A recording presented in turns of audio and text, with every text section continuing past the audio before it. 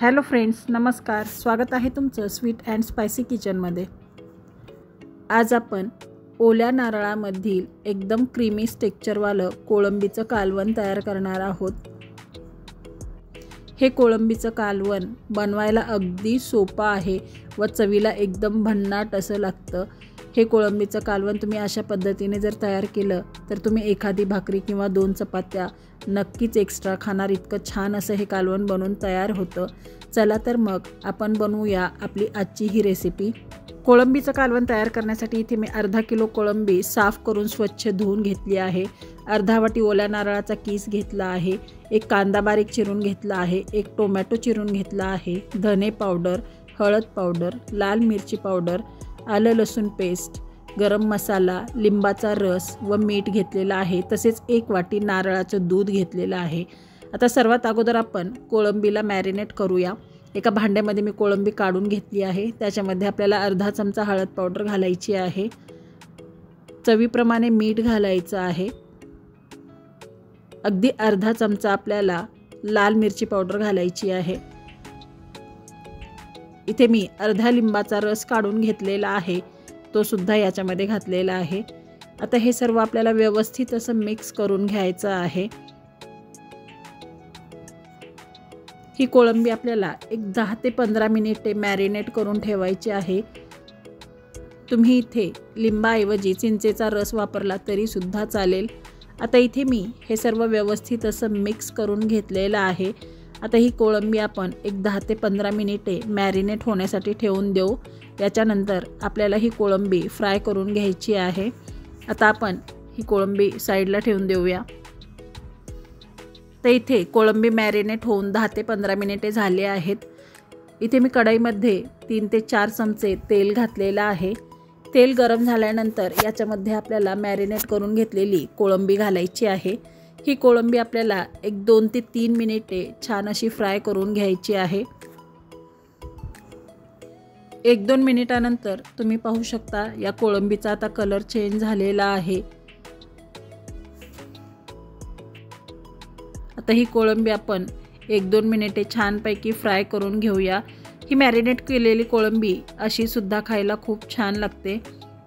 तर आता ही कोळंबी मी छान अशी फ्राय करून घेतलेली आहे. ही कोळंबी आपण एका ताटामध्ये काढून घेऊ व याचप्रमाणे आपल्याला सर्व कोळंबी फ्राय करून घ्यायची आहे.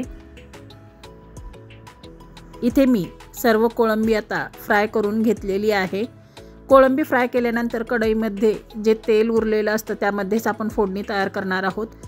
आता या तेलामध्ये आपल्याला एक बारीक चिरलेला कांदा घालायचा आहे. कांदा ट्रान्सपरंट होईपर्यंत आपल्याला परतवून घ्यायचा आहे.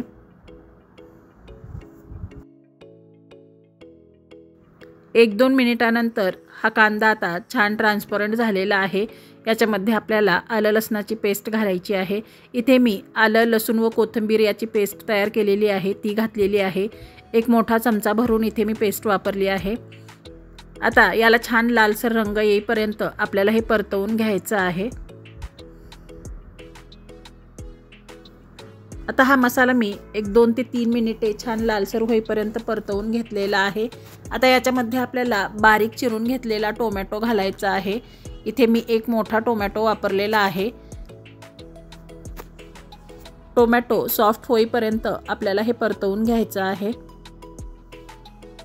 2 ते 3 मिनिटानंतर तुम्ही पाहू शकता टोमॅटो छान सॉफ्ट झाला आहे. आता आपण मसाले घालूया.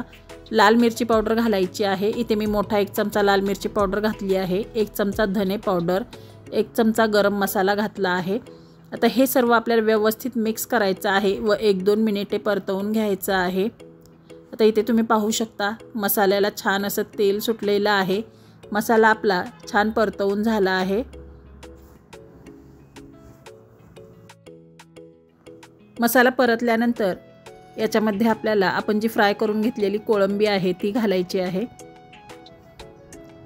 आता हे सर्व आपल्याला व्यवस्थित असं मिक्स करून घ्यायचं आहे.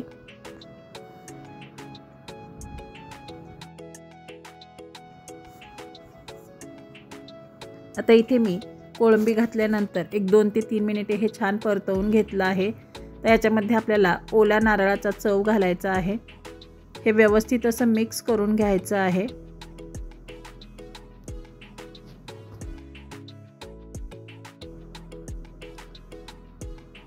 तर इथे मी ओल्या नारळाचा चव घातल्यानंतर हे सर्व व्यवस्थित मिक्स केलं आहे व 1-2 ते 3 मिनिटे हे सर्व परतवून घेतलं आहे।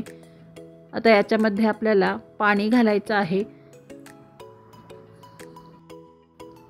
करी बनवते वेळी आपल्याला गरम पाणीच वापरायचं आहे। इथे मी अंदाजे अर्धा वाटी पाणी घातलेलं आहे। पाणी आपल्याला जास्तही घालायचं नाही। पाणी घातल्यानंतर हे आपल्याला व्यवस्थित असं मिक्स करून घ्यायचं आहे।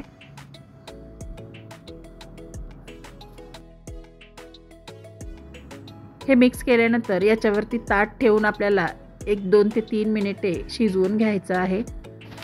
2 ते 3 मिनिटानंतर तुम्ही पाहू शकता या कोळंबीच्या रश्श्याला छान तरी आली आहे व कोळंबी ही छान शिजलेली आहे। हे आपण परत एकदा व्यवस्थित असं मिक्स करून घेऊया। आता या कोळंबीच्या कालवणामध्ये आपल्याला नारळाचं दूध मिक्स करायचं आहे। हे नारळाचं दूध तुम्ही घरी सुद्धा तयार करू शकता किंवा तुम्हाला हे मार्केटमध्ये इझिली मिळून जाईल।